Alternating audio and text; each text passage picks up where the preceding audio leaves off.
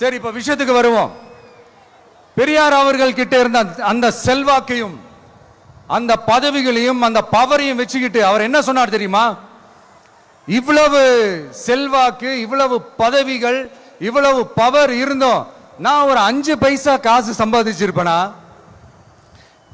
எனக்கோ இல்ல என் குடும்பத்துக்கோ பட்டங்கள் வேணும், பதவி வேணும்னு ஏதாவது கேட்டிருப்பேனா? இல்ல ஏதாவது லாபம் பார்த்திருப்பேனா? இல்ல எதுக்காவது ஆசைப்பட்டிருப்பேனா?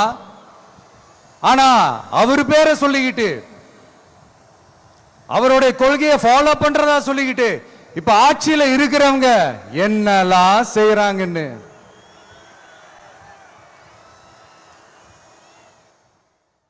அதனாலதான் சொல்றோம், பெரியார் பேரை சொல்லிக்கிட்டு தயவு செஞ்சு கொள்ளையடிக்காதீங்கயா, தயவு செஞ்சு கொள்ளையடிக்காதீங்க. அவரு பேரை சொல்லிக்கிட்டு, பெரியார் பேரை சொல்லி கொள்ளையடிக்கிற இவங்க தான் நம்மளுடைய அரசியல் எதிரி.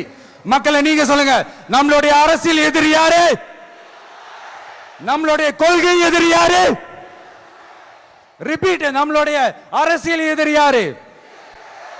நம்மளுடைய கொள்கை எதிரி யாரு? உங்களுக்கு புரியுது இல்ல? எனக்கு அது போதும்யா, எனக்கு வேற எதுவுமே தேவையில்லை.